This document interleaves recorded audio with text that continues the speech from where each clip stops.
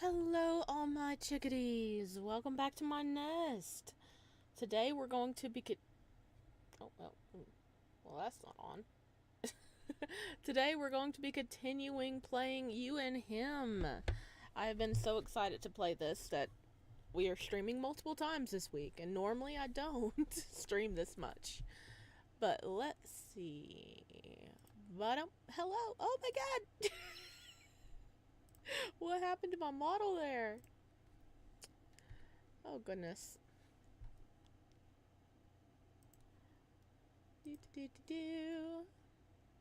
Well, we're probably gonna have just a short stream today. There we go, that's better. Hello! Welcome in, Moa Moa! How are you doing today? You are fast. Hi! Ah, I'm working on getting the chat pulled up for Twitch. My tablet that I use to show the chat for Twitch died and I forgot to charge it. So just take a second here. My goodness, I slept so bad last night. I got distracted, so I stayed up a bit late, and when I finally went to bed, I couldn't fall asleep. And then all my cats, every one of them, at one point or another during the night, decided to pop in and wake me up. So they were all wanting cuddles or food or out or something. So that was fun. I love all my babies.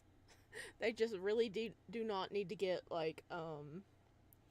wake me up in the middle of sleep because I still think I'm dreaming. uh okay. Let's see. Hang on, I'm getting it pulled up.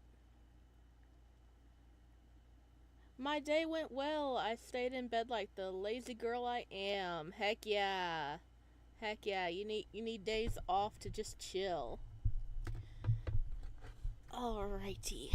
I think we are all ready now. Bum bum bum. Alright. As always, we're going over the content warning really quick. Oh, actually, I need to share fan art as well. Fan fiction. Oh my god, it'd be crazy to have fan fiction. But the fan art of the stream is ta-da! It was done by Grimson over on Twitter. It was quite a while ago. I think it was a couple of years ago that I got this. And I almost forgot about it because I forgot to download it. But look, isn't it cute? Grimsim with 2 M's. Oh, it's so cute. I'm always so happy for any kind of fan art or even like just people watching the stream. I'm always so happy with all my little chickadees. Oh, beautiful. Yeah, I feel bad because I have kind of a complex design sometimes, so people just do their best. Um, and I am grateful for it. Like, I am fine with it being very simplified. I'm just grateful. I'm just grateful for people to take time out of their day to make something like this. But okay, let's dive in. I am still tired today, so I might be a space case. Alright. Content warning! This game contains graphical violence, sexual content, implied cannibalism. That is our boy Saffron right there.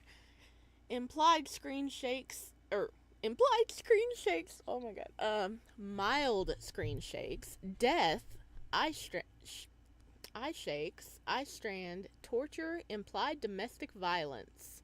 This game is intended for 18 plus audiences. Let's go find our beloved psychopath. Yes. Yes, we need to. Oh, because they're both tag teaming us. One's waiting outside and one's waiting inside for us. So we can't run. And Saffron was just like, yeah, I'm giving him 30 minutes and then I'm going to get him myself.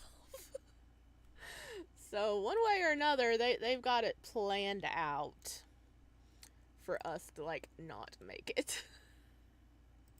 But alright, let's dive on in. We left off marching to our doom. We stabbed some apples. Okay.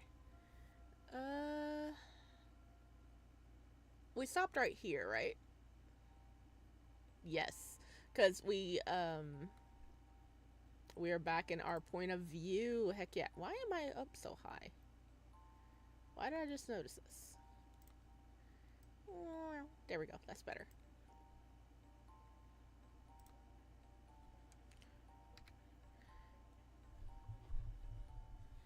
I finally found you. My exclusive little pest. Adam. Your mouth goes dry at the sight of the purple-haired demon in the flesh. And how does he greet you? With a fucking knife. You try looking down at the aforementioned knife without moving your neck. Otherwise, you'd impale yourself like a shish kebab. And notice it's covered in dried blood. Did he seriously not, at the very least, clean the thing? No, he wanted the memory of us to linger. Because that's our blood.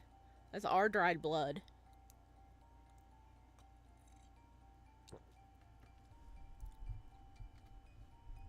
And who does it belong to? You? Or someone else? Your eyes wander over to your aunt, who lays motionless on the ground a few feet away from where you crash landed after Adam jump-scared you. I always see you instead of Adam. 'Cause I'm purple. Hello, so welcome in. Perfect timing. 2 heads of blueberries.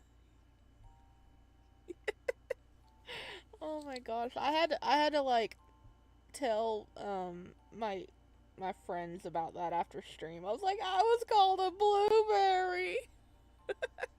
And they just cracked up. Because that's the first time in my life I've ever been called a blueberry. Okay, well, also I was called a blackberry. I'm just all the fruits. Okay, hi.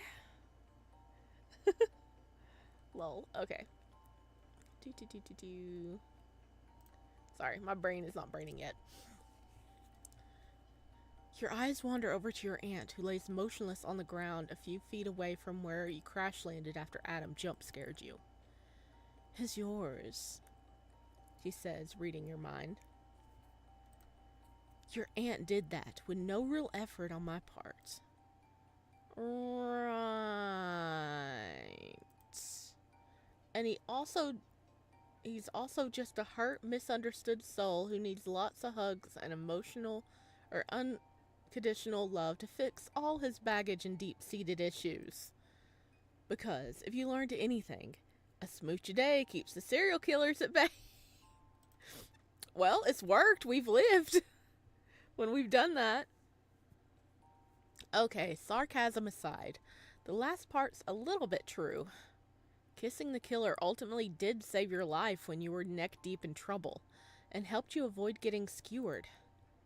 But even so, you're not buying his bull. The man lies as easily as he breathes. He's a repeat offender considering none of his general audience knows he murders people for shits and giggles. Or at least that's what you assume.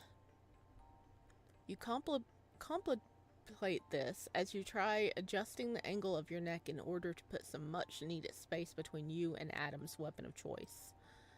Well, that and to check if your aunt's still alive. But Adam pursues you, giving you no wiggle room to work with, and he rewards your efforts by giving you a soft warning prick. Eyes on me. You wince at the stinging sensation before fixing him with a glare. Oh yeah, you forgot about his issues with personal space. Consider your bubble popped for the rest of your interactions because you are not getting it back with him around. Your earlier fear goes up in a puff of smoke, annoyance taking over the mantle instead. I'd say go fuck yourself, but after recalling our kiss from yesterday, I doubt you know how.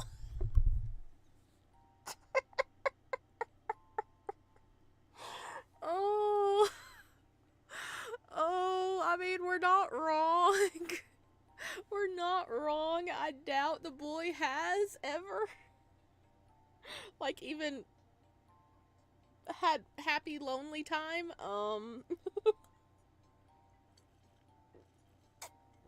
That is why he's so pent up. Adam's jaw ticks at the comment. Oh yeah, buddy. Feel the salt in that wound. Oh, sorry. Too much? Too soon? You say in mock embarrassment, widening your eyes to establish that you aren't sorry in the slightest, going straight for his weak point in retaliation since he went after yours. As sucky as Aunt Ruth is, you're not letting her die for your poor decisions. Adam's your burden, your cross to bear. You should have killed him when you had the chance, but you didn't. You won't make that mistake again. Not when you're armed with your own weapon tucked into the waistband of your pants. You never learn, do you? Adam says, withdrawing his blade. Right before it descends on your already wounded shoulder. Dude, give our shoulder a break. You've already stabbed it twice, and I guess going on 3 times. You screw your eyes shut and turn your head, unable to duck out of the way with Adam boxing you in.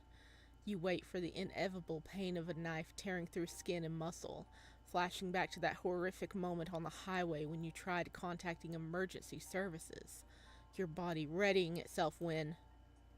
thunk. Thunk? Nothing comes.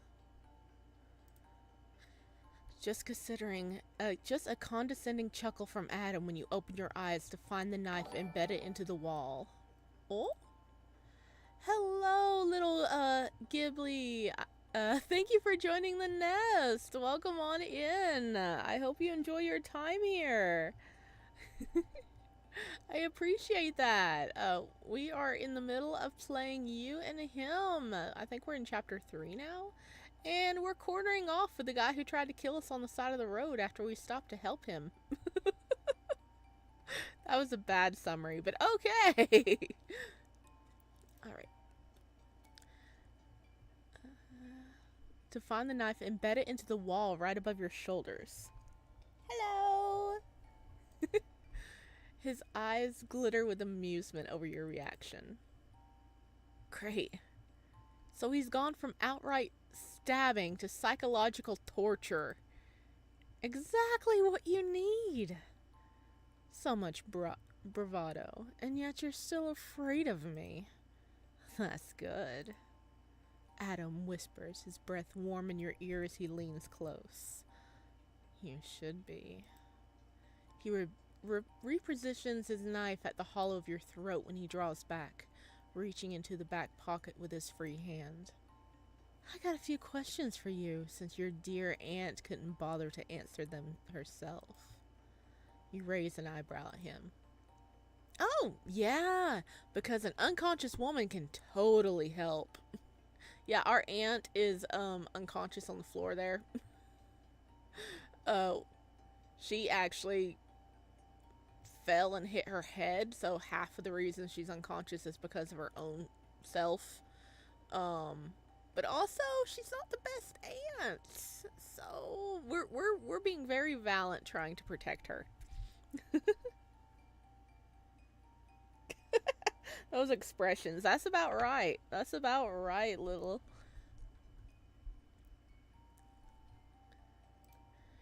Forgive my aunt for her poor manners. I'm sure she's sorry for that, despite all the trauma you put her through. You jolt upon feeling the knife move, a subtle shift that leaves you wondering if you pushed him too far, when you feel the steel travel downward instead. Adam's unamused by your jeering. You're stretching his patience. But for some reason, he's not hurting or killing you. In part, you're relieved, but you also question why. How many times? Adam asked, pushing aside the collar of your shirt with the tip of his knife to reveal a mess of gauze and medical tape underneath. Do I have to remind you what I'm capable of when you've already experienced it? Are you really that fucking stupid? My clients say it's a part of my charm. Oh my god. RMC. I love them.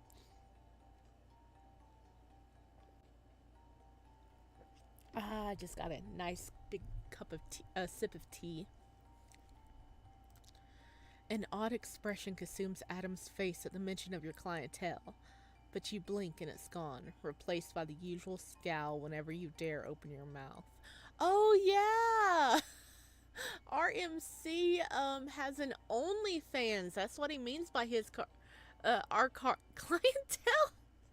And last episode, Adam actually looked up and was watching one of ours. He didn't know what to do with himself. That boy was a cherry. He was so red. He was a tomato. He finally pulls out whatever's in his pocket, a thin slip of paper, and unfolds the parchment. He presents you with a picture of your aunt and 4 other women. Now tell me, do you recognize any other woman aside from your aunt? You open your mouth, prepare to fire off another quip, but Adam flips the knife and angles it towards your jugular. You swallow hard. Adam taps the picture against the seam of your lips. I wouldn't do that if I were you. Otherwise my hands might slip. So I suggest. A cocky little smirk tugs at the corner of his mouth. You choose your words wisely. Damn. You really don't have much of a choice but to comply. Fine then. You'll remain compliant. For now. You take your time studying the photo when something about the woman positioned at the far left of the group, with her petal pink dress and delicate frame, captures your attention. While the rest of the women laugh openly, hers convey a distinct shyness, almost as if she doesn't want the others to notice. Knuckles the Chuckles, hello, hello, welcome in. You came just at the perfect time. We are facing off with this psycho boy. He wants us to identify people in a photo at the moment. And he's got us held at knife point, like, please stop with all your quips. Answer me directly. Oh. How are you doing today, Knuckles? Yet that's not what bothers you. It's the fact that you recognize her. But how? You examine each one of her features, poring over each minute, oh my god, I can't talk. Minute detail in order to figure out where you remember those cupid bow lips and high cheekbones from. Where's the knife? He's got the knife, right against our jugular at the moment. But also, we got a little knife as a, as a cursor. Okay, that don't work. She's model pretty, distinguishable within any crowd, much like the rest of her friends. Birds of a feather flock together, you think, and notice how her arms aren't linked with the others. Until the cat comes. Adam wraps a finger along the top of the photo. Tick-tock. You're running out of time. You don't even bother glancing up. Hold your knife, kink horses. Hold your knife, kink horses. I'm trying to fucking concentrate. Then hurry up. The hand containing the photo darts out and grips the back of your neck, forcing your head up to meet his gaze. The sharp press of the blade goes to the underside of your jaw. His legs are wedged between yours, one on either side, his knee pressed against the inside of your thigh as he kneels before you, purple tips of his hair tickling your cheek. Yeah, he's that close. His proximity makes your heart pound, and not in the, oh my god, he's so dreamy sort of way, but in the, oh god, he's gonna gut you like a fish sort of way. Fantastic! Yes.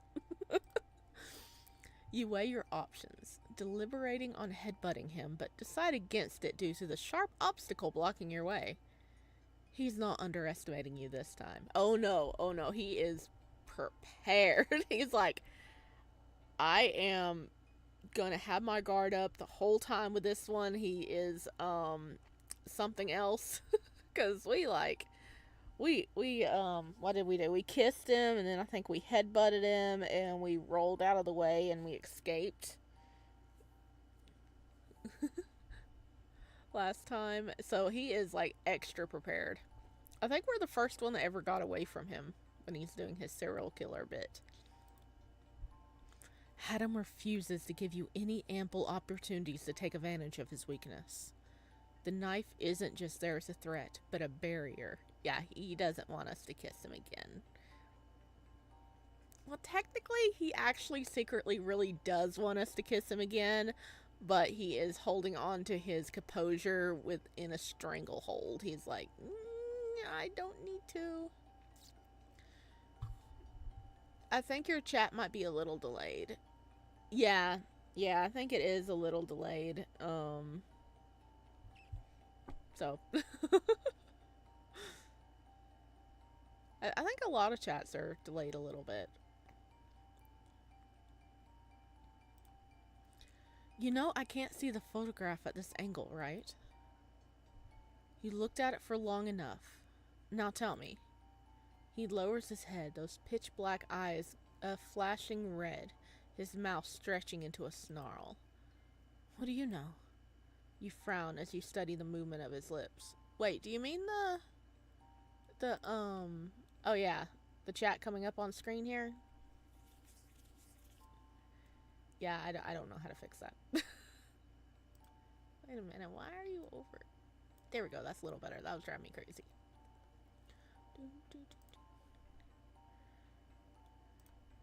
Then a light clicks on in your head and you start connecting the dots. The high cheekbones, the cupid bow lips, right down to her wavy hair. Those features are a perfect match for the man right in front of you. You blurt out the words right before you can stop them. Holy shit, why didn't I realize it earlier? You look so much like her. Adam goes absolutely still. His pallor turns chalk white.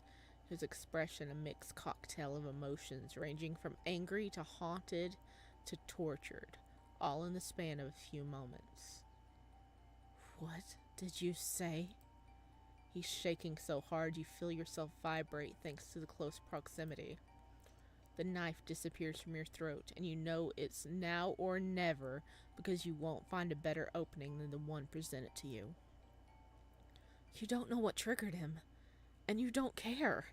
All you know is that your hands are reaching for the kitchen knife at your waist, driven by the instinct to kill him for everything he's done and going to do. Only one of you will walk out of here alive. You'll make sure it's you. So, are both characters in this game psychotic? I mean, Adam clearly is. Saffron, his white-haired manager cleanup crew, is a cannibal. So he kind of is too. He was like stalking a gardener whenever he had to quit and come help Adam. And I think our MC is well on the way to being psychotic too. We're kind of broke.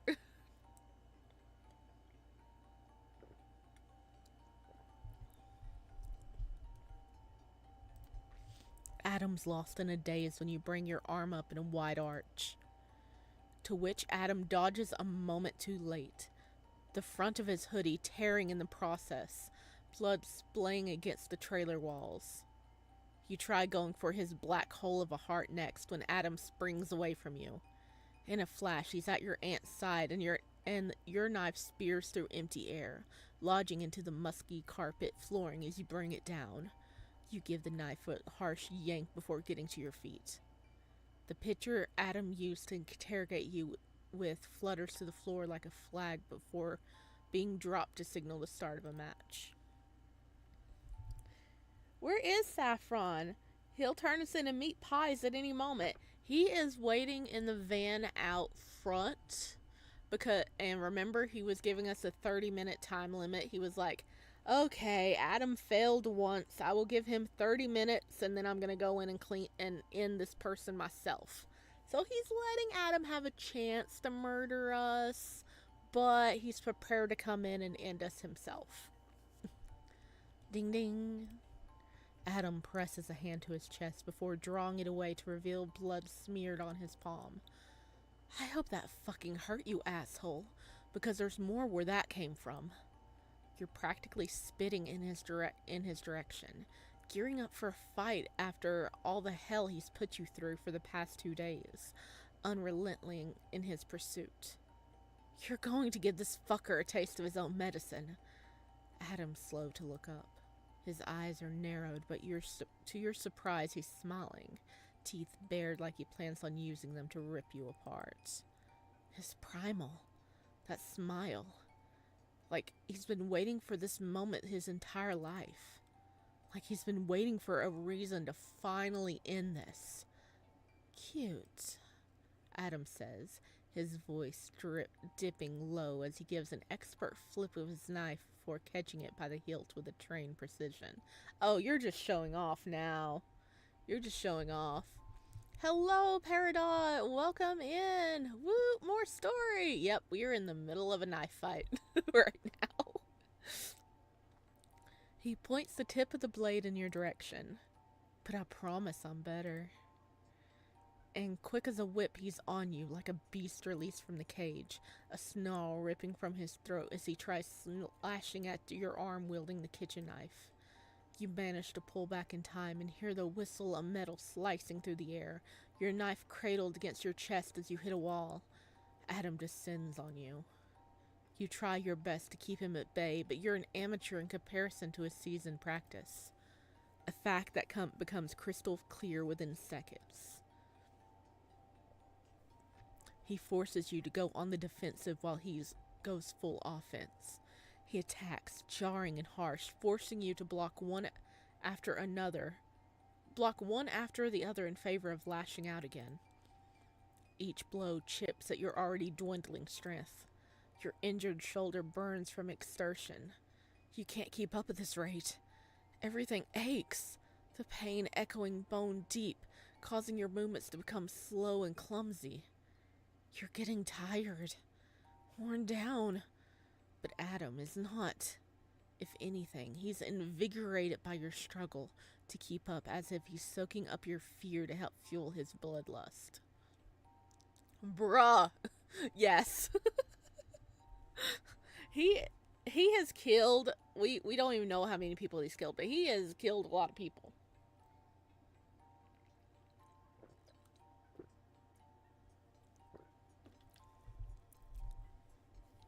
And we're just trying to survive. There's a knowing smirk at the corner of his lips. Fucker! He knows you're delaying the inevitable. His endurance will outlast yours, and once you falter, he is going in for the kill like a snake constricting a mouse until its body folds. You both know he's got the advantage here. The odds are stacked against you. They were right from the beginning when you made the mistake of pulling over. There's got to be a way out of this. You grit your teeth, sweat dripping down your brow and along the curve of your spine as you try to fight back, trying to find an opening. You won't find one. Adam taunts, guessing your train of thought yet again. Why don't you just give in to me? We both know you won't last much longer. He substantiates his point with another rough jab of the blade. Your teeth rattle from the impact, and you almost lose your grip on your knife, but you manage to remain firm. If anything, you're stubborn. A trait he couldn't beat out of you even if he tried. Oh, come on now, you say with a huff. Now you're making the sex jokes way too easy.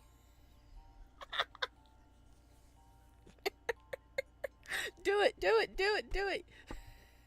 Use that tongue of yours, MC. You got this. That's how you catch him off guard. Fluster him to the point that he loses his composure. You gasp as the knife comes down harder than ever. Okay, that backfired. Before, in retaliation to your obvious jab, the steel pinging with his furious blows. Is that all you really fucking think about? Adam says, clearly seething. Oh, he's cranky now. A fact that you take pure delight in as if he didn't say what he says next. Considering how you kissed me after finding out about that online job of yours, Your entire body goes cold. How the fuck do you know about my job? You wear a mask to conceal your identity. Not out of shame, but for privacy reasons. So how does he know what you do for a living? No, you guessed you shouldn't be surprised. He's a stalker after all. And you don't doubt he dug into your background, probably at some point after you gave him the slip. I have a better question. You let out a yelp as he manages to grab a hold of your wrist while you're processing this new information. You lose your grip on the knife and Adam kicks it away, shoving your one method of defense somewhere behind him with a scuffed boot, before pinning your arm over your head. You raise your other arm to fight him off, but he grabs that one just as easily. It joins the first, both now pinned underneath his grasp. You lift your leg up to kick him, but he uses his body to restrain yours, your hips perfectly aligned. The knife returns to your throat and you stop struggling. Great. Back to square one. Tell me something. Adam peers down at you with a harsh sense of judgment. Why the fuck did you kiss me back then on the highway? Why was that your first instinct? Is it because of your fixation on sex? You could have fought me, gone for my eyes, punched me. Anything but shoving your tongue down my throat. So why? Why did you fucking do it? You bark out a harsh laugh devoid of humor. That's what he's focusing on? This, right now, of all things. But you're starting to piece everything together. You guess that accounts for something. For someone who accused me of thinking about sex all the time, that question is pretty hypercritical. I'm starting to think it's you who is obsessed with sex, and now you're just projecting. That would explain a lot. Bite his finger off. Yes, we need to do that. No, Adam, stop trying to kill us. Just say you want to take us in the back of a Cilio too. Yes, he really does. He really does. He is really pent up because what I think it's being hinted at is I think his dad's like a preacher, and I think his mom raised him very, very strict about this. Like, we did get a few flashbacks about his childhood already. And, like, they're arguing and he can hear, like, the things going on and he's just hiding. So he has been, like, traumatized and probably, like, taught that lust is a sin and everything growing up. So, like, his earring is his mom's necklace. He now wears as an earring. Upside down, of course, to make it look cooler. But he yeah, I think he's just very, very pent up. Poor emo boy. I mean, it'd be a bit more poor emo boy if he wasn't trying to kill us. But yes. What? You say with a mock concern as his mouth twisted into a scowl. Are you frustrated because you can't stop thinking about it? Thinking about me? Is that why you get upset whenever I bring the topic up? Because you want me? Yes, yes, hitting it on the nail. Hitting the nail on the head. The air goes thick, heavy with unspoken tension as your words hang in there between you two. He's pent up, kick his balls. I think if we could, we would. I think that would hurt a little bit, right? Yeah, if he's pent up, maybe it hurt even more, right? You hear the pitter-patter of rain against the trailer roof, the rest of the world going quiet as if anticipating Adam's response, wondering what he'll do next. Whatever it is, you're ready. Really? We're changing perspective! Oh my gosh. Oh. We're going to Aunt Ruth. Hang on. Is this still what's... Okay, Ruth's trailer. Oh, she's waking up, so we get to see her perspective about what's going on. Oh, great. This should be entertaining. Ruth's mind fractures, spits apart, and then reassembles once again before the cycle repeats. She hears a muffled argument, her ears stuffed with what feels like cotton, unable to decipher the string of conversation, or figure out whose voice belongs to who. Glass cuts into Ruth's cheeks, arms, and legs. Hurts. Everything hurts. She's disoriented, unable to remember how she got acquainted with the floor. What Ruth does remember, and the only thing she can seem to remember, is the man taunting her with the face of the woman she once cared for. With the face of her first love. Wait. Was Ruth gay? I mean, I guess she's bisexual because she has a husband. But was she in love with Adam's mom or with Adam's dad? Oh, fuck, the aunt's not dead. No, she isn't. She was knocked up. How cruel. Ruth reaches for the photo. The only picture she has of her first love. It was her mom! His mom. So Ruth was in love with Adam's mom. What happened? I mean, his mom did marry a preacher, so maybe they thought it was a sin. Oh. That explains why she's so obsessed over the picture.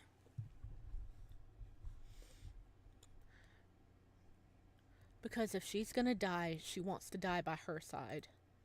That's all she can ask for. Her hands fumble over the shards of glass, but finds the space beside her empty. Then another memory clicks into place. Knuckles the Chuckles! Thank you for joining the nest! Welcome! Thank you! I appreciate that. I hope you enjoy your time here. We are like so close to 1,000. I don't know what I'm gonna do with myself. Yeah, I've been not streaming, but I've been uploading videos as a Sparrow for almost 3 years. It'll be 3 years in August, and we're about to hit 1,000. I don't know what I'm gonna do with myself. That is crazy. But thank you so much. You are oh my god, my brain is not braining. But thank you, Chuckles. Congrats, man. Yeah, we're gonna hit 1,000 on YouTube, and we're almost we're at 58 on Twitch, because I'm really bad about streaming on Twitch. But that is so cool. Thank you. We're almost to 60. That's my goal right now. You've switched. You switched over here. That is so nice. Okay, sorry. Like I said before, I didn't sleep much last night, so my brain is like so I'm very, very distractible today.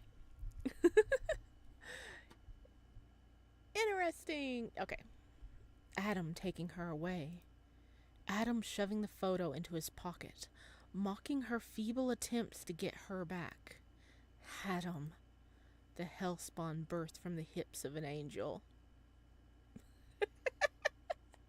So I take it Ruth does not like Adam, because the hellspawn birthed from the hips of an angel. Okay, that is a sentence right there. A monster in the making, just like that bastard, the one who took what she couldn't have, telling her that her love was a sin. All right, yep. How poetic, yes. Uh, all right. So Ruth was in love with Adam's mom, but Adam's mom married. I'm still think he's a preacher. Married the preacher, and the preacher put it in her head that girl love is a sin, homo, you know. So I'm guessing his mom actually cut off contact with Ruth totally, and that probably really hurt Ruth. So maybe that's why Ruth's been such a little bitch. She has trauma of her own. Maybe she's not as bad. If everything would have worked out right, she would have been good, like a nicer person. That was vile, and she wanted to prove him wrong. Wrong, wrong, wrong, wrong, wrong. And now she's gone. These men keep taking her love away from her. Adam and that bastard both. Ruth seizes on the ground, her fists clenching when she sees something glittering from her arm, from an arm's length away. Like a present. Our knife! Like a gift from God. Ruth reaches out and wraps her fingers around the handle of the forgotten kitchen knife. Oh, Adam's point of view! Is that why you get upset whenever I bring the topic up? Because you want me?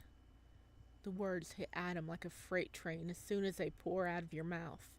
A violent clash of flesh and metal, his head spinning on the spot, on the impact. What the fuck are you implying? Denial surfaces in his brain, something most people do upon confrontation, and Adam's no different. You're wrong. He doesn't want you. He'll never want you. But Adam knows he's lying to himself because of the excuses he makes just to touch you, reasoning he's only using his body to trap you, and not because he wants to get close enough to feel your body heat. To feel you. Look at him blush! You don't want to hurt us. You really don't want to hurt us. You want to fuck us. Adam is gay, perchance? Ouch. Like, I am seeing our MC as a male, but it actually doesn't say what gender it is, so you can put whatever gender you want in it. So I think he is having feelings for other people, and he is not sure how to perceive it, because I guess he was taught, lust is a sin, all this is a sin, and he's just like, I have crush. Someone kissed me for the first time. I have a crush. I need to kill the crush, but I kind of don't want to kill the crush. Yes, he wants you. God, he wants you. His dream self admitted as much, and the thought disturbs him. It makes him sick having these feelings. He needs to kill you, and yet he's acting like a kitten seeking warmth for the first time. You're flush against him. Your bodies without a centimeter of space between them, and all he wants to do is lift you up and... No. Adam crushes the thought without mercy. Whatever he's feeling, this blatant and unwelcome desire, he can't give in to this particular sin.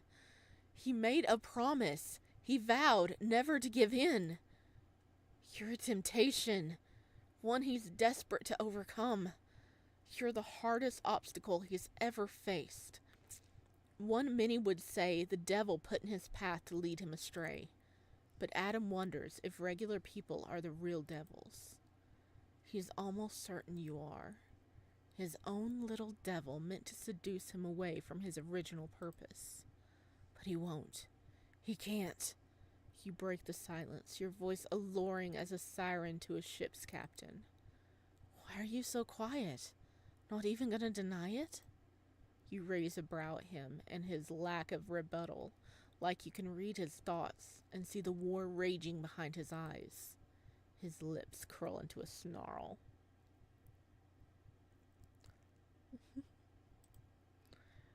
Don't you do that. Don't you fucking dare look at him like that. Like you got him figured out.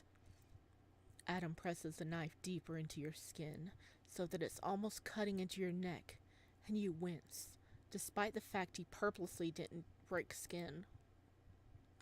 One more push, though, and there'll be blood. Plenty of it. Your chest heaves against his in response to the unspoken threat. He's breathing heavier, too. He convinces himself it's because you're afraid, and he loves your fear, and that's why he's breathing so fucking hard, and not because of the friction of your chest against his. His lust for blood always outweighed his attraction towards other people. So why shouldn't it work now? Answering one question with another. How very like you.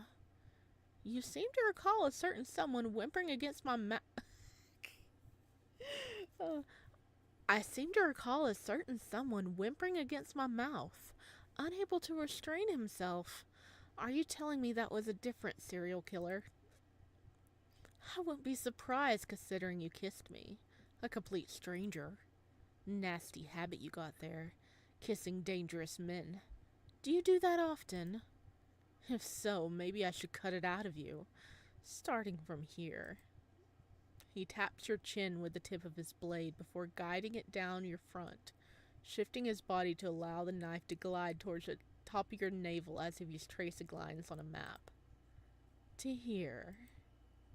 As your expression hardens, he smirks and relines your body, returning the curve of his blade to your throat. Dude, you're just flirting with us at this point.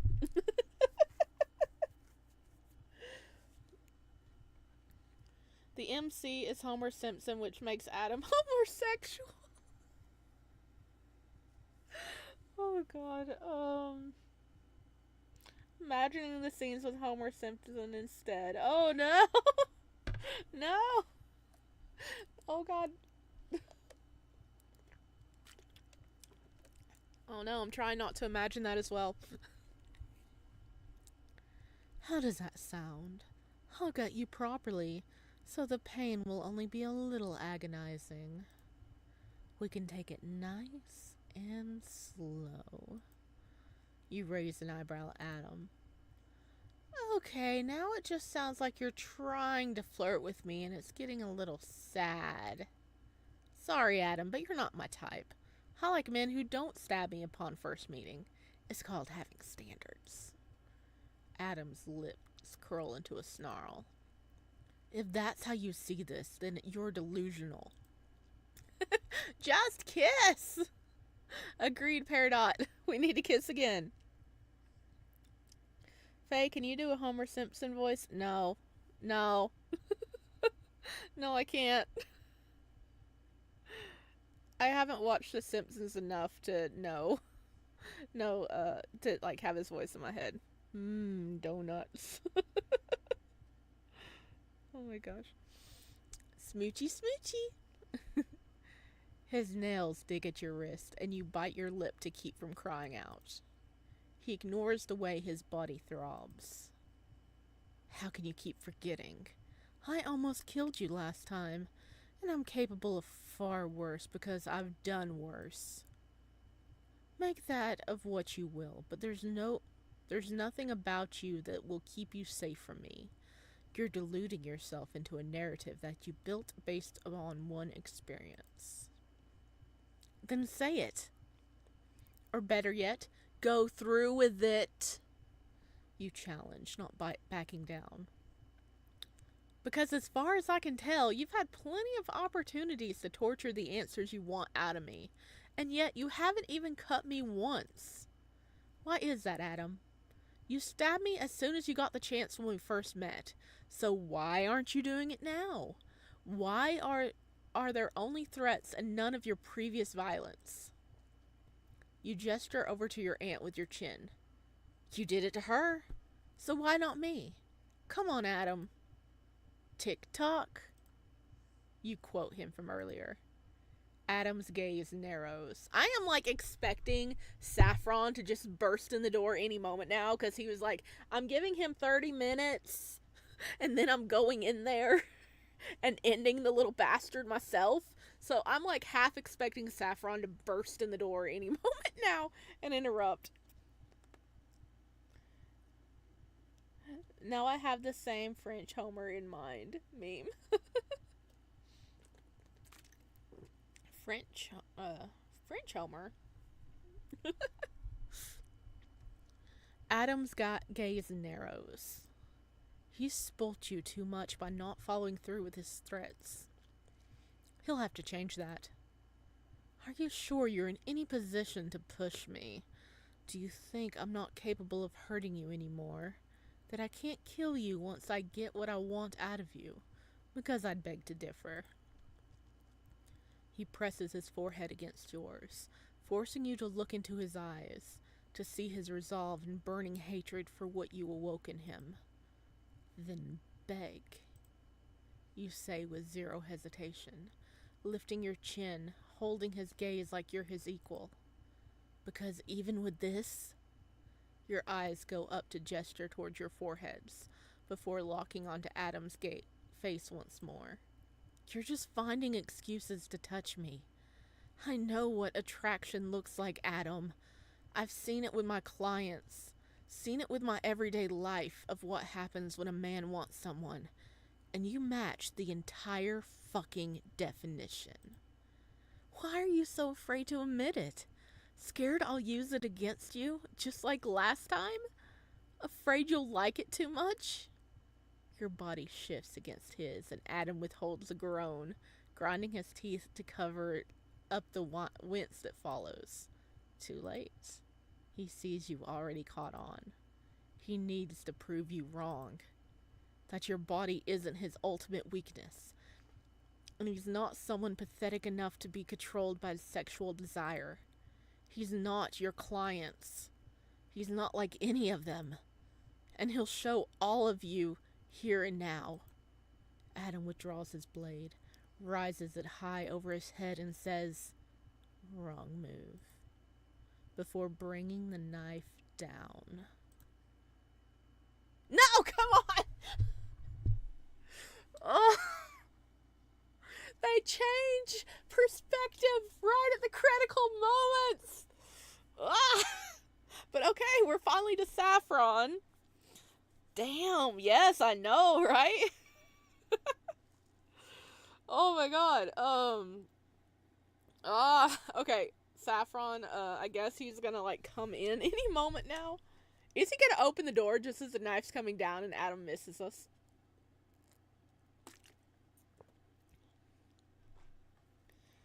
Basically, it's a YouTuber who imitates Homer Simpson, but it's really crap, and his friend next to him is holding back laughter. Oh, okay, the French Homer. That's what you mean. Okay. Oh my gosh. Alright, we're at Saffron. There he is. There is our boy. He counts down the minutes ticking by. 5, then 4, then 3. At 2, Saffron pulls out his gun and loads 3 bullets into the chamber. Oh god, he is ready. He is not dealing with this knife play. He's like, I got a freaking gun. My baby's got a gun, my baby's got a gun, my baby's got a gun, you better run. He glances up at the trailer he's parked in front of. 1 more minute, and he's going in.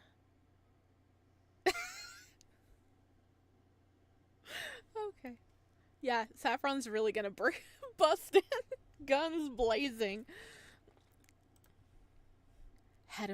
Adam's knife comes down, and you brace yourself for the familiar sensation of steel tearing through flesh and bone, knowing the futility of fighting, but trying anyway.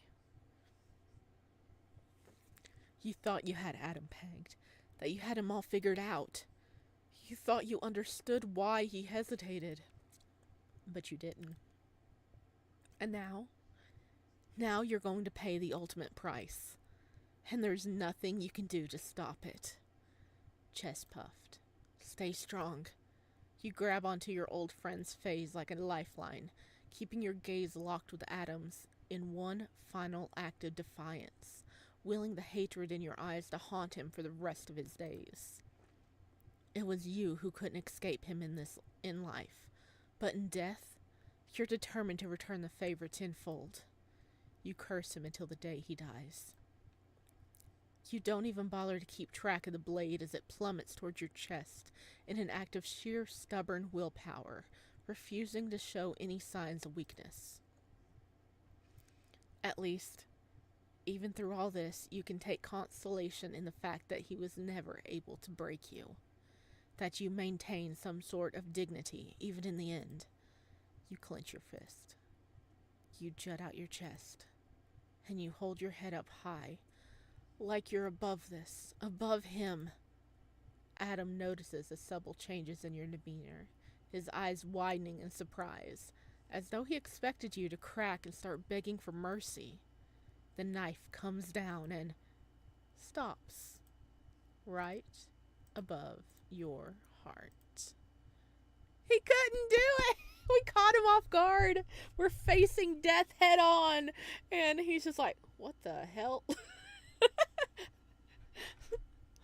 um Hey, little Colonel Sanders. Oh my gosh. Help me, Delingo is trying nagging me to do my lesson. Run from the bird. Oh, he is a bitch. Yes. Oh my gosh. Oh, yay. Go MC. I freaking love this MC. Adam's breathing hard, his hands shaking with visible frustration, unable to tear himself away from your captive gaze. He tries again. Adam raises his arm, brings the knife down, and the invisible chains that stopped him the first time around stop him yet again. Something holding him back, something giving him pause as he fights tooth and nail to deliver on his promise. Adam's gaze flickers down to his traitorous hands, the same one that refused to give in to his commands before returning to look at you. Okay, I'll be right back. Give me like 2 seconds.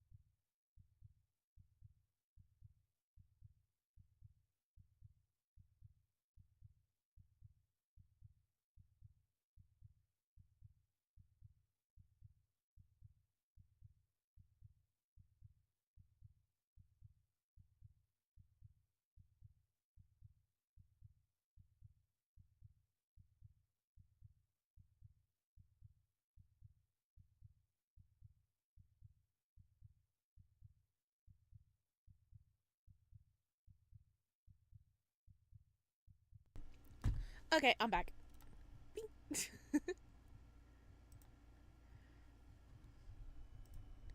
Adam's jaw clenches, his molars grinding. You're surprised he doesn't chip a tooth in the process.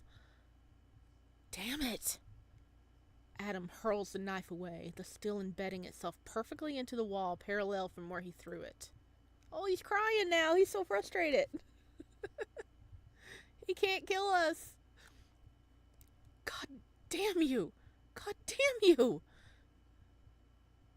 Oh, he mad. Pussy. It's so pretty. This art is so pretty, though. Oh, this is the remastered version, so all this art has been like redone. And oh my god, I love the art style. It's so pretty. Adam's hand encircles your throat, and he slams you into the wall. You claw at his fingers, his arms, his chest. You're losing oxygen fast. Your vision turns black at the corners. Spots dip in and out of your peripheral like glittering stars. You can feel him shaking again, This time for an entirely different reason. You can feel how desperate he is to kill you, to escape the humiliation of his attraction towards you. He's acting like a wild animal, trapped and afraid. Tears prick at the corner of his eyes, and you witness something genuinely raw rise to the surface. Vulnerability. Why the fuck did you have to appear? Why? Are you here to torture me? To fuck with me? To break me? His voice cracks and fissures as his hands tighten and constrict, a war rampaging behind those darkened eyes. He's battling the deep-seated truth of your words. I don't want to feel like this. I don't want to feel any of this. I need it to stop. I need you to stop. I'm begging you to just stop. Why couldn't you have done like everyone else? Why did you have to kiss me? His hands give one last squeeze and they're gone. You take in a much-needed lungful of air, coughing and sputtering as you collapse against the wall.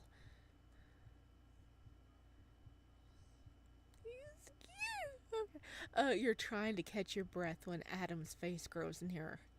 What is he? The question dies in your throat as soon as you see the intent behind Adam's eyes.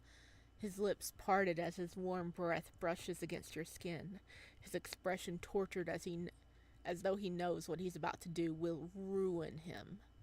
You hear a scraping sound come from above. His nails. They're clawing their way down the wall in a last feeble attempt to restrain himself from giving in. I hate that I want you. His voice is barely above a whisper before his mouth descends upon yours. Your head spins from his quick and sudden transition, and you don't even have time to shove him away, his lips almost brushing yours, but not quite when... Give her back! Wait, no, that's Aunt Ruth. Give her back! Ruth! Cock blocking! No!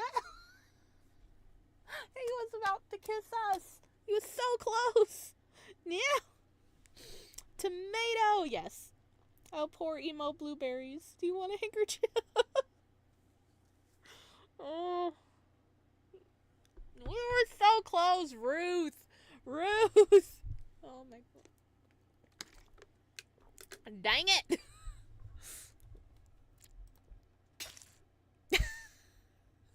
No.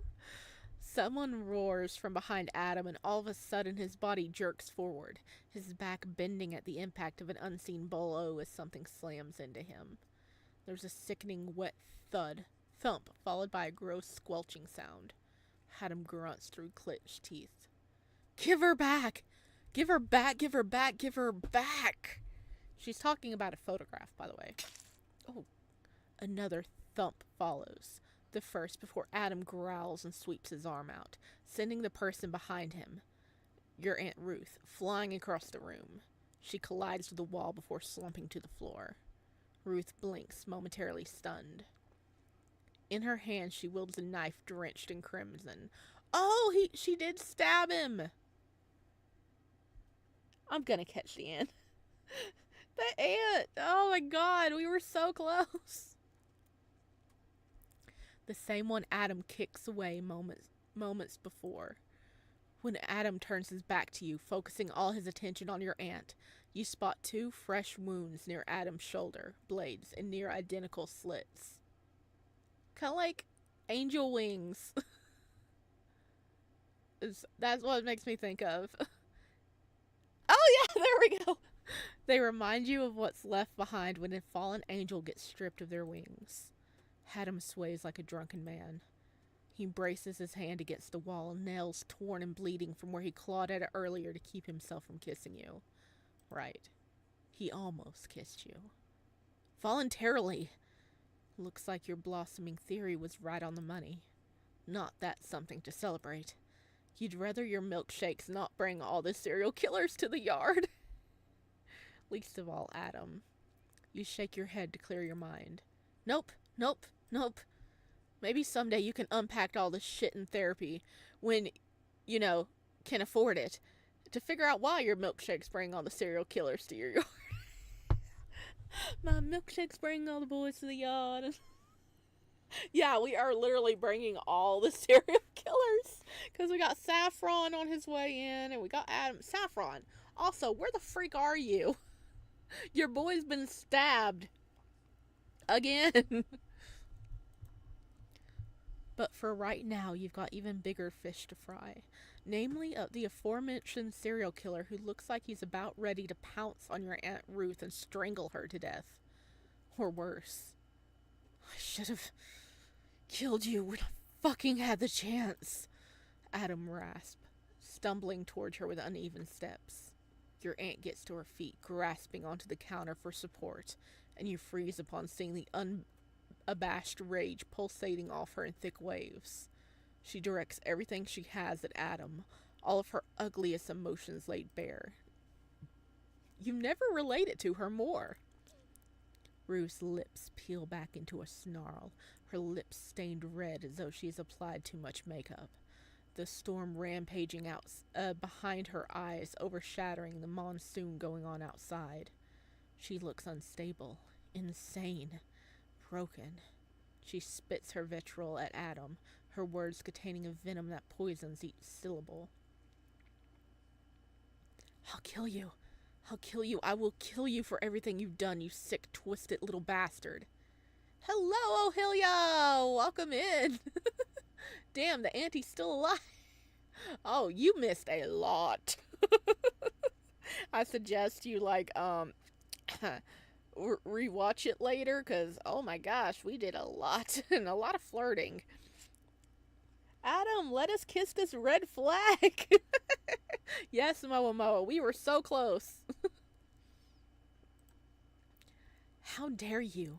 How dare you wear her face and do this to me? How dare you taunt me this way? How dare you? Oh, also, our aunt was in love with Adam's mom. So, yes. Tears fall from her hardened eyes, but she scrubs them away with a rough jerk of her wrist.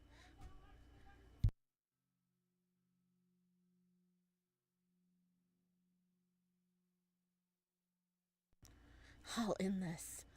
I'll end you.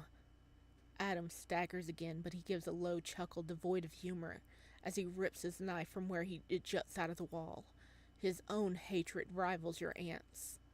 Funny, he says, using the sleeve of his hoodie to wipe your crusted blood off his knife in one quick swipe. Because a long time ago, you told me I looked just like him. Was that another one of your fucking lies? Or did you know what would happen if you said something like that? Ruth bows her head. Well, did you? Come on, Miss Aspen. Tell the truth for once in your fucking miserable life. Oh no, she was Miss Aspen! Oh no! Oh! Remember, we had a flashback in the last part where Adam was like this serious little kid, like totally flipping out and like crying. He was like had his ears covered and he was crying because like arguments and fights were going on upstairs with his parents, and he was trying not to be noticed. And he remembered Miss Aspen spreading all these bad rumors and saying that he looked just like his father and all kinds of things. And oh my god, that was her. Dude, oh no. He's a red flag in BL and a black flag in real life. I need some quick context. What did the ant do? Well, I just did the ant grimace. Oh no. Oh no.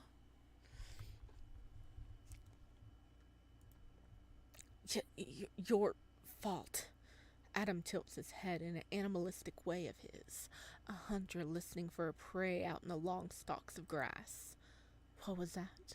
Speak the fuck up, I can't hear. It's your fault she's gone! Your aunt screams in a raw outburst of emotion, glass shards digging into her heel as she gives an angry stomp of her foot. You recoil at the sheer volume. What is going on? I mean, I would be crawling my way to the door while this is happening. They're distracted. We need to leave. They're almost acting like they know each other from somewhere. like they have some sort of shared past together. This isn't just about Adam breaking into her trailer and attacking her, but rather another matter entirely.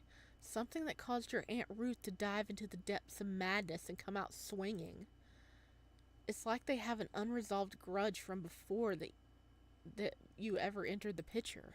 Wait, the picture Adam showed you before. Ruth and that woman that looked like Adam were both in it. Did something happen between them? Yeah. Mm-hmm.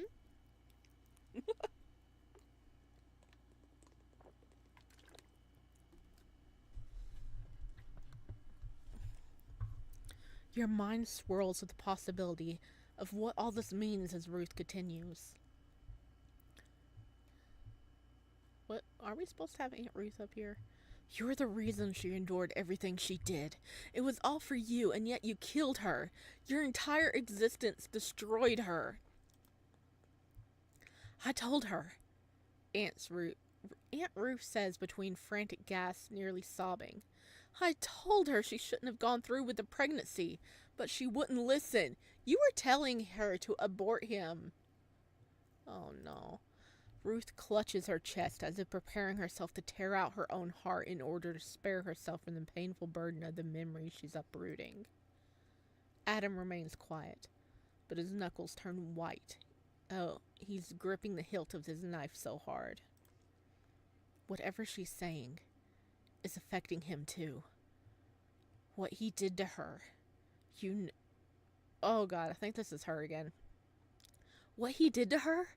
You know it all started because of you, don't you? But she never told you that because she wouldn't want you to blame yourself. But you should have.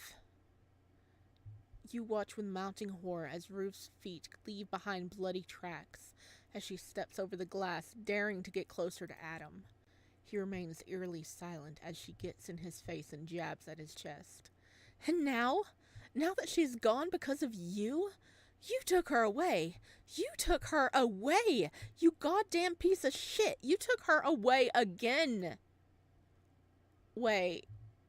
What if Adam's mom died in childbirth?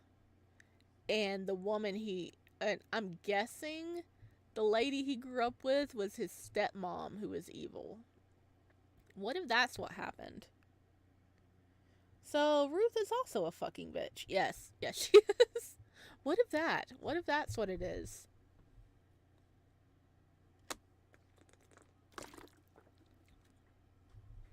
She's breathing hard as she reaches the end of her crazed rant. Adam's absolutely still.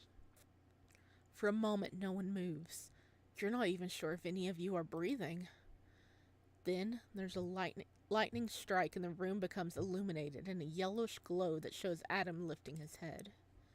And all hell breaks loose. Adam's on your aunt in an instant because even while he's wounded, he's fast. He grabs her finger and you can hear the sickening crack of bones breaking, like a twig being snapped in two.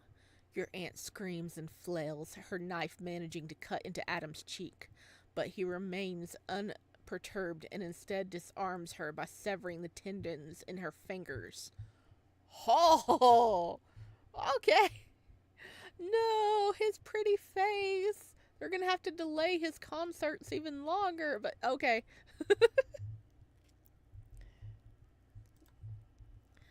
She loses the grip on her knife and Adam's other arm darts out, wrapping a hand around her throat. Then he's lifting her into the air. A cold-blooded killer once more. Her legs flail and kick, her fists thumping against his arms as her feet leave the ground. You scream your aunt's name and search for something to stop him. You won't let him kill her. I mean, she kind of pushed the envelope right there, okay? We had him tame. We were taming the serial killer, and she had to blow everything up. So can they both die? I mean, he's like the main antagonist. We need him alive. I know there's at least another chapter after this, so... I don't know if the aunt's gonna live or not. If That's what it is. Blaming a child for the birth process is crazy. If you have to blame anyone, blame life. Yeah, exactly. No, she's about to hurt his only redeemable quality. His face. Yeah, he had a scratch. They said a scratch, so I don't think it's deep. So maybe it won't scar. I mean, the scar above his eye. I take that back. He has a scar right here, and apparently everybody finds it sexy. So maybe another one will up his sex factor more, right? The fans might like that because they already had to like cancel one of the or postpone one of the concerts because we stabbed him.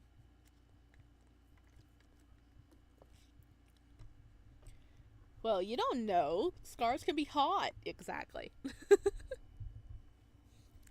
You need to act now. Oh, don't be time based. Okay.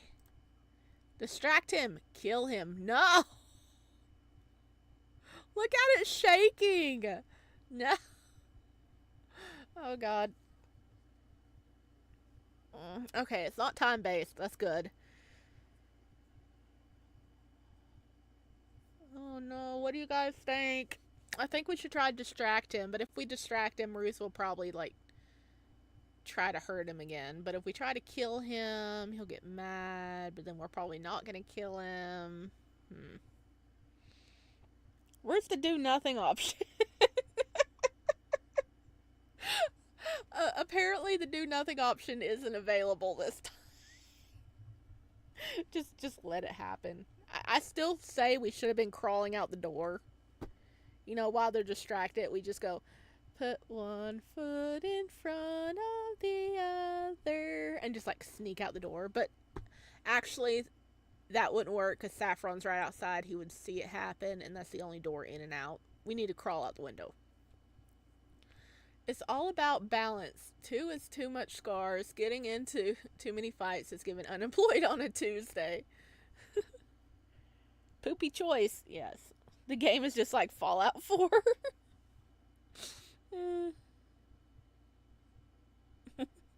I've only played a little bit of Fallout, and that was, I forgot which one it was, but I played a little bit of Fallout.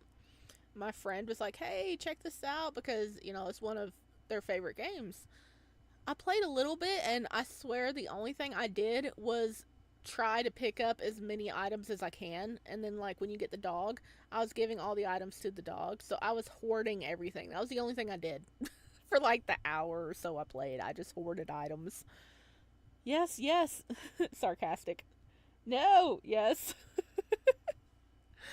Okay, how about we just call the police? I mean, let's try distracting him. You grab a skillet. Okay, this is how we describe. We just get a skillet. You grab a skillet from the kitchen counter in favor of going for the knife currently laying in front of Adam's feet. Okay, so we would have grabbed the knife if we tried killing him. You aim high and slam the metal against the back of his head. How is this not killing him? How is this not killing him? How is this considered distraction? You know you could freaking kill somebody by hitting them with a blunt object in the back of their head. Oh my god.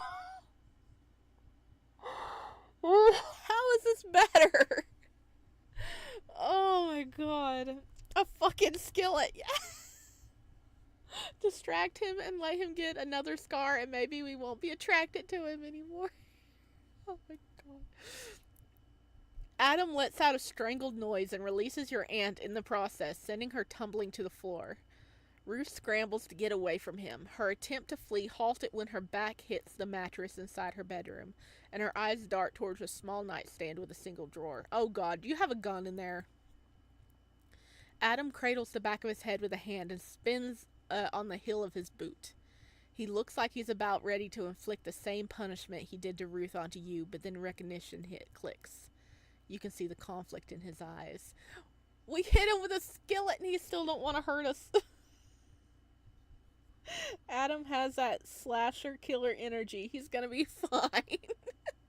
Have you not seen Tangled that ML got the male lead got hit with that thing a good 20 times as a distraction? Oh gosh, we're getting rid of those brain cells. Hey, maybe we'll murder the killer brain cells, the bloodlust ones. Ding ding ding. The hesitation, but you're already on him because you don't share the same qualms. You drop the skillet and finally go for the kitchen knife, seeing your opportunity and bring your arm in an upward slice. You cut through his fingers, not enough to sever them, but enough for him to lose his grip on the handle of his own weapon, and you hear the satisfying clang of metal hitting the floor. Saffron, get your ass in here! A lot can happen in 30 minutes. Your boy's falling apart. Okay, he drops to the ground in order to dodge your second follow-up attack. Adam cradles his wounded hand and looks back up at you, towering over him, knowing full well that you intend to put an end to this. That you intend to put an end to him. You raise your knife in order to deal the final blow while trying to prep yourself for the guilt that probably comes with taking a human life, but knowing it needs to happen when... I knew it! She had a gun! He didn't have much to begin with, and I bet after we smash, he's not going to know what to do with himself and be distanced.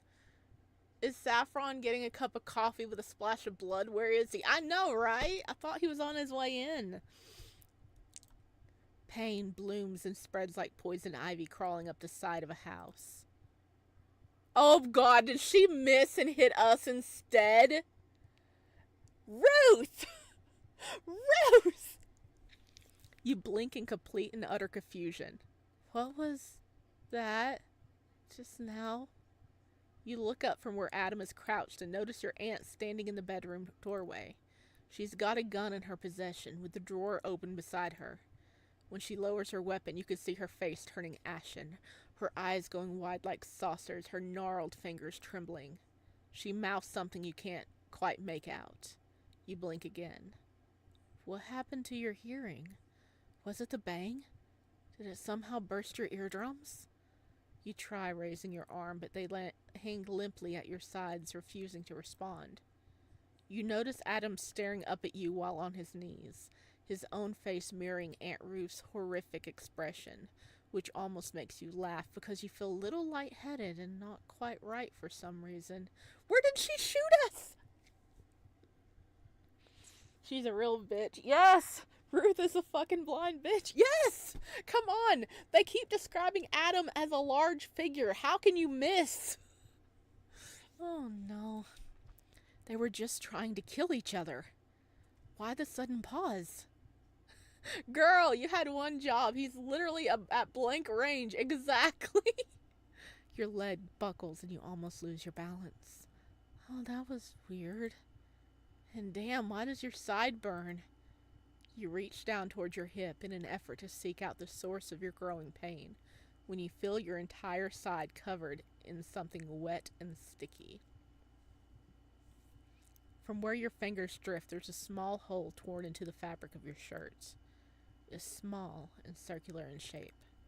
Almost like, oh. Just as your brain connects the dots, your other leg gives out and you become weightless as you fall towards the floor, your body's ecosystem finally registering the bullet's presence. An arm cushions the back of your neck before it connects via the ground. Who? He caught us! He caught us! He was like wanting to murder us, and now he's just like, no! No! Okay, if Ruth somehow dies while we're unconscious, I will not be sad. Oh my god. How do you miss a 6'5" purple-haired anime man? Exactly. Okay, Ruth has to die. Isn't that literally natural selection?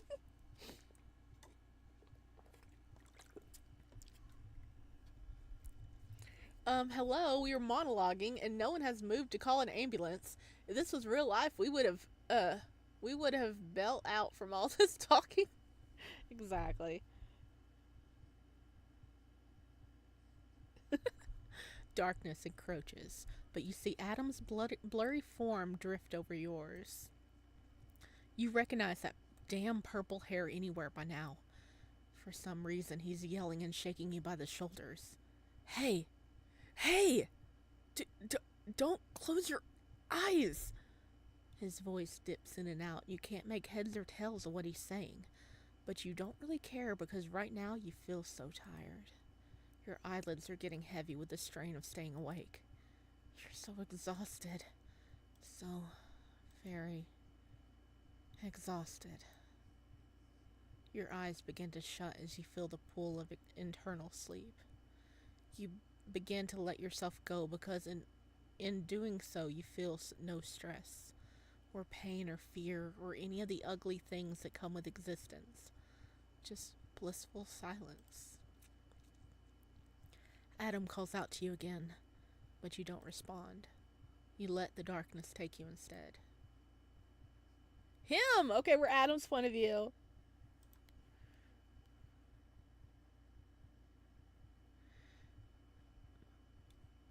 Adam propels himself forward and on instincts and catches you mid-fall. Hey! Hey! Your eyelashes flutter and shit, there's a ton of blood.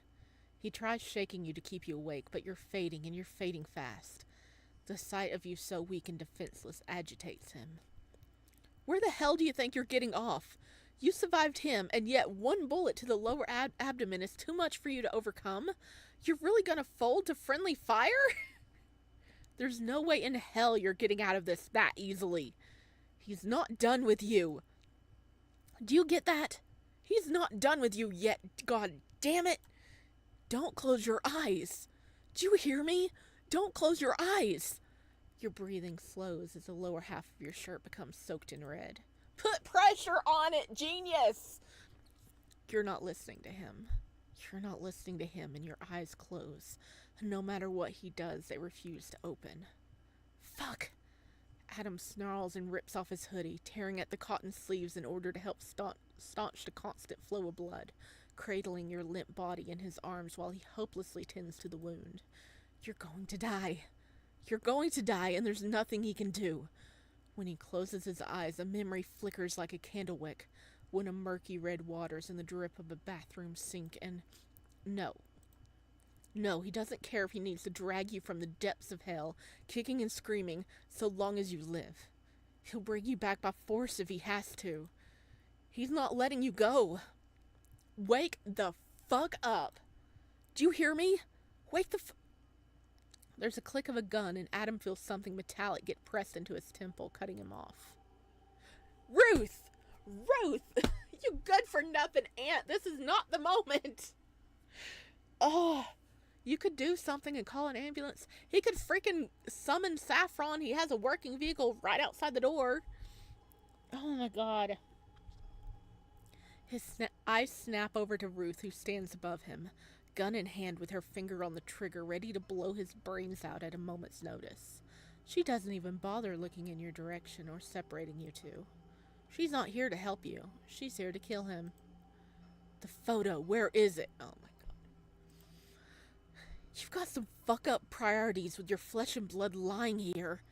She pistol whips him and grunts, the gun drilling into his temple upon return.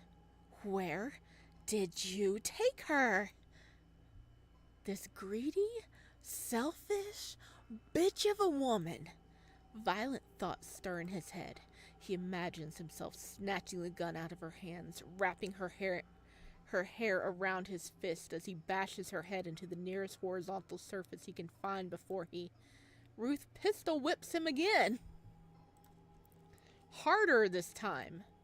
Adam hisses and glares up at her, frustrated he can't play out any of his twisted fantasies in reality. At least not yet. Answer me, you pathetic piece of shit. Where did you take her? Where? My back pocket. Check inside my wallet. He's telling the truth to an extent. He did put it in his wallet, but he dropped it in the middle of your scuffle. Her beloved picture is actually probably lying on the ground somewhere, but it's too dark for her to see, her eyes not yet adjusted to the severe lack of lighting. It provides Adam with a fantastic advantage. Ruth takes his words at face value, exactly as he planned, and when he reaches for his back pocket in search of her precious photo, he brings his arm up and wrenches Ruth's wrist backwards, another gunshot going off as Ruth pulls the trigger, this bullet hitting the roof instead of its intended target for a second time in a row. Come on, Saffron, I know you heard freaking 3 gunshots. Come on. I need her gone. Yes, Paradise. Saffron would just think he called him for dinner. Yeah, I mean, Saffron, cleanup crew. But come on, he had to have heard these gunshots, and he's right outside. He could have made it in by now. She won't get a third chance. Ruth shrieks as Adam wrenches her hand back, positioning the muzzle of her gun underneath her jaw. Looks like I have the advantage again. He curls his finger over the trigger. Ruth thrashes this way and that, but Adam's stronger than her, too strong for her to have any hope of crawling her way out of the mess she made. When that doesn't work, she begins sobbing. What? Does she think he'll let her go if she cries hard enough? That she's someone worth pitying? The idea is so funny it's almost laughable. She seems to sense his lack of empathy because she becomes bitter in the next instant, cycling through a rainbow of emotions, her shrieks rattling the kitchen cupboards. If you don't get it, you don't get it. I loved her. I really loved her. And you took her from me. You and that bastard both. Adam pushes the muzzle of his gun upward, digging it deeper into her jaw, causing her to finally shut up. He's sick of this woman. You and me both, boy. Saffron is really saying, not my monkey, and it's not my circus. He really is. I couldn't give less of a shit, Adam says before finally pulling the trigger. Oh my god, is it out of bullets? Adam blinks. Nothing happens. He tries again. Click, click. Then realization hits. The gun's fucking empty. Did she seriously waste all of her bullets? God. Ruth brings her head back and rams her skull against Adam's, forcing him to let go of his grip on both her and the gun. While he's recovering from the blow, Ruth descends on the kitchen knife before raising it high over her head, giving Adam a weird sense of deja vu when you did the same thing moments before, and brings it down right as the front door slams open. Finally! Saffron! Finally! Holy freaking crap! If MC doesn't bleed out, they have infinite amounts of blood. Oh my god. An arm ascends from the entrance.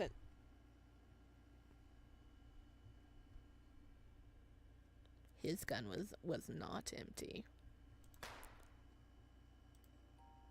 Ruth sways for a moment, staring down at Adam in a silent accusation before crumbling to the ground like a marionette with its strings cut.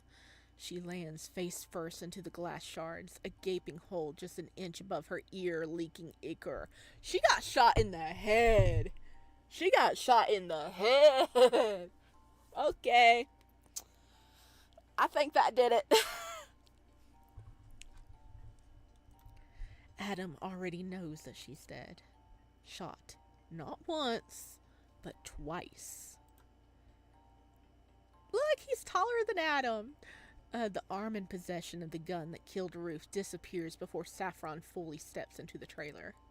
Thank you, Saffron. See, Aunt, this is how you aim. Oh my, Ilya. Yep. Saffron knows how to aim. And how to keep his gun loaded. His slacks, vest, and button-up cling to his body due to the rain. Even his hair, usually slicked back for a sense of professionalism, is disheveled. He cocks his gun again as he looks at Adam. Adam sees the question sitting at the tip of his tongue. Are you alright? But Saffron knows better. Instead, he gestures towards Ruth's corpse in your unconscious form. What happened here? Adam ignores Saffron in favor of returning to your side, checking for a pulse. There. A heartbeat is faint, but it's there. Adam gathers you up into his arms at the confirmation of your survival, and in spite of his injuries that throb in complaint, he turns to Saffron, who quietly observes the whole interaction. There's a faint crease between his brows, his displeasure obvious and tangible. Adam knows of Saffron's prying nature, knows that he is bubbling over with questions, but refrains from asking them because getting a straightforward answer out of Adam is tricky in certain circumstances. But that doesn't mean he approves of what he's seeing.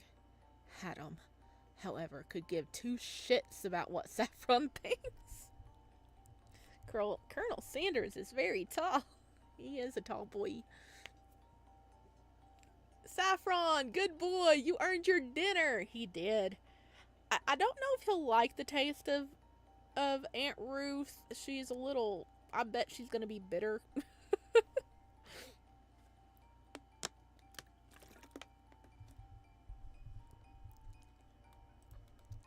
Saffron, Adam says, his voice sharp like a command.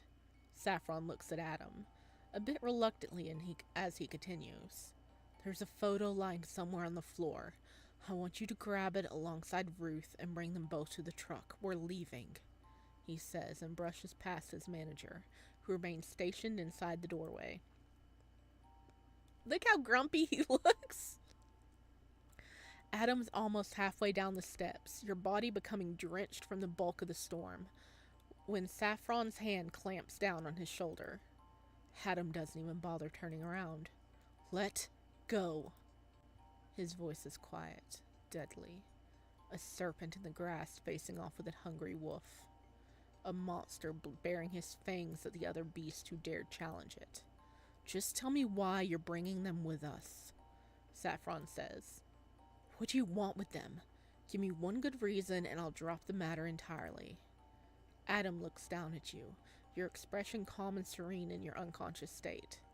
He looks sweet, gentle, innocent, but Adam's well aware you're nothing of the sort. You distracted him from his initial purpose, his ultimate goal, leading him to damn near cave into his sudden desires. And he almost did, didn't he? Why did you kiss me? Adam shakes his head, disgusted. A stupid, illogical question made on impulse with the heat of your body surging against his. One that cost him greatly because he no longer has Ruth, the singular person connected to his past.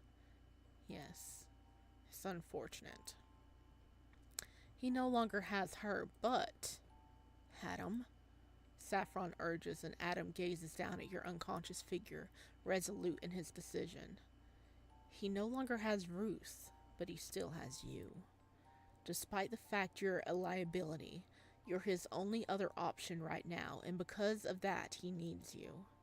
He's not keeping you around because he wants you. You're simply a necessity. Yes, Adam thinks with growing conviction. He needs you, that's all. Adam finally manages to shrug Saffron off.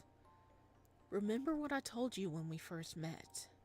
Adam asks, recalling the memory of the pink tinted water spilling over the lip of the tub, the water sloshing against his torn sneakers as he was pulled away from the horrific sight with tears in his eyes. Maybe his mom committed suicide. Because we're talking about someone being in a tub with pink water, so in a perfect world, Adam would stop being a dummy and say, I love them. Exactly. She looks gamey and tough. I don't ask how I know. I think she does. Ruth would taste like weak old lukewarm turkey. Oh no. I am going to do a fucking cannibal Colonel Sanders cosplay. You will see. Do it, Moa Moa. Oh no, Twitch bugged. I hope it's working again. He remembers screaming. He remembers the agonizing pain in his chest as he realized what happened. He remembers fighting against a hold that wouldn't let him go. His shoes slipping on bath water, begging for the person drawing him out of the bathroom to let him go so he could help. So that he could do something even though there was nothing he could do. But now, his arm tightens around you. Of course. There's a sense of underlying pity in Saffron's tone that Adam loathes, but he refrains from drawing attention to it. Ah! Look! Oh, look at his gaze! Oh my god, I love this style. Oh, there's the cut. There's the cut, dripping blood. And we're in his arms. Instead, he slowly pivots towards Saffron, the tips of his purple hair whipping around him as a large gust of wind hits the trailer park with a sudden ferocity. The cross earring cuts into his cheek.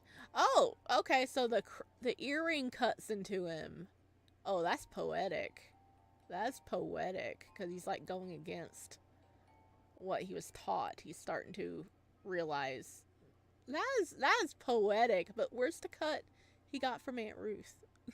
But that's poetic. I like that. A small punishment from the previous owner, he's sure. I need them in order to fulfill the entirety of my promise, Adam says at last, his eyes flashing red as he lets the agony from the age-old memory consume him. My promise to her. And Saffron! Saffron's office, current time. Oh, little cute blueberry.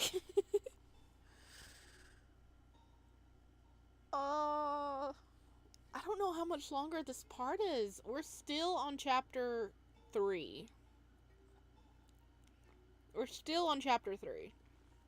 I don't know when it cuts off when we turn to 4. But I'm guessing he took us to the hospital or to their house. One of the two. Actually, do they have a house?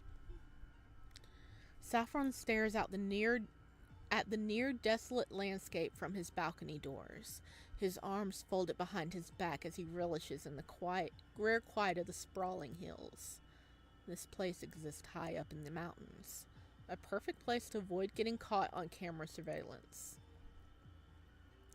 Out here, no one will bother investigating the blood-curdling streams or the growing stench of the woman rotting in the back of his reefer trucks.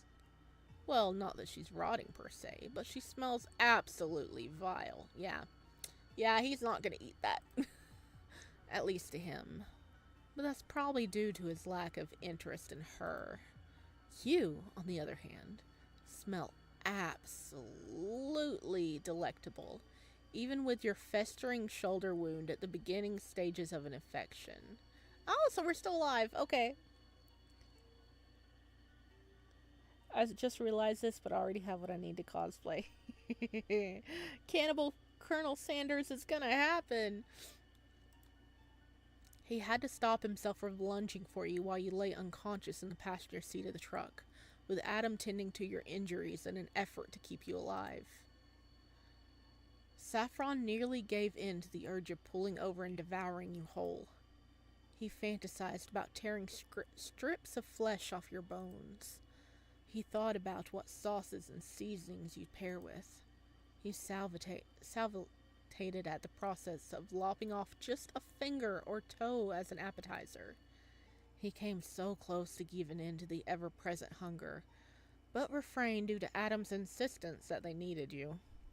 Or at least, that's what Adam claims. But Saffron suspects something. He's never seen Adam get so possessive about a target before, going as far to smack Saffron's hand away when he reached for you in order to keep the strain off Adam's wounds. It's like Adam wants you for himself for whatever reason. And Saffron feels disappointed.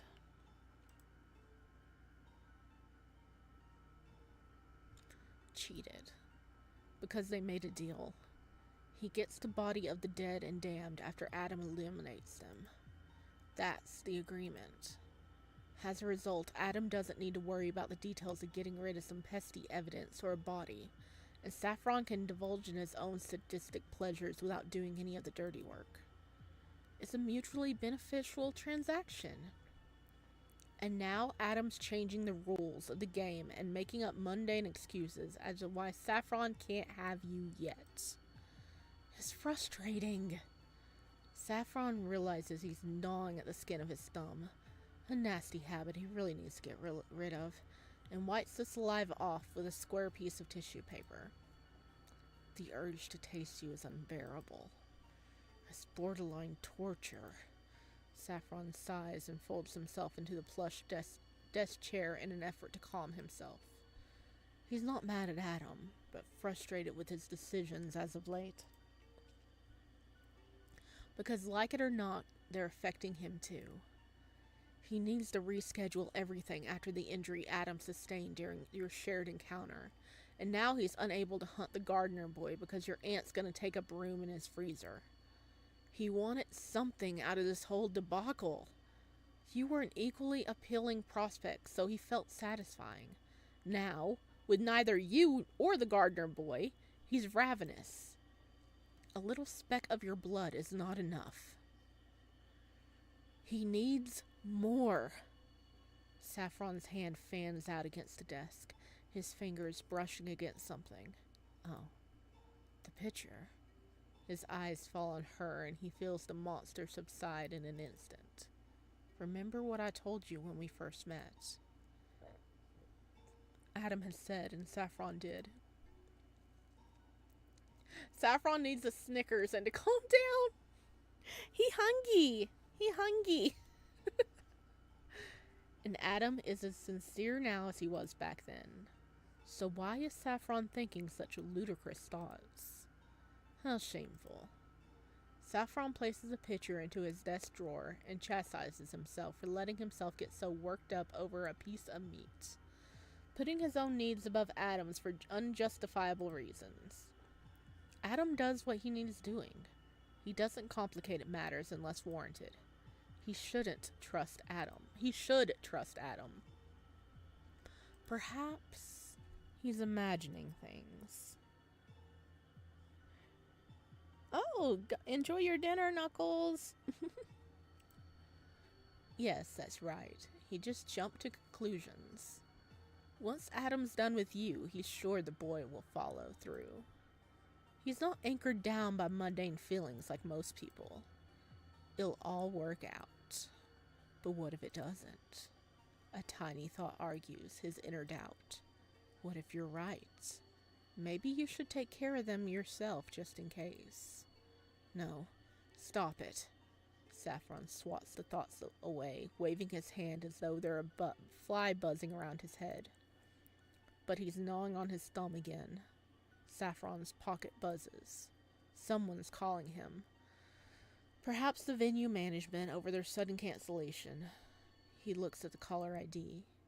His heart skips a beat. Why is he calling? And why now of all times?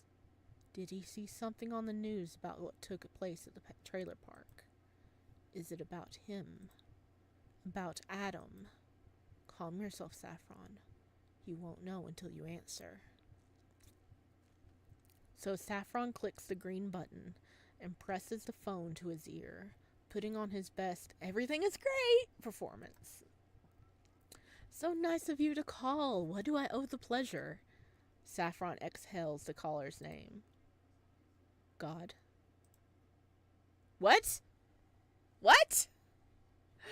Oh no! Chapter 4! Oh no, oh no. Okay, that's gonna be fun. Alright.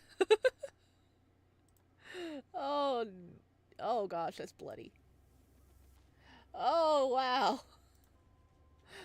So, I take it that is where this person, oh my gosh, is this Adam's dad, like the preacher, saying that he's getting like these divine instructions? Oh no. Oh no.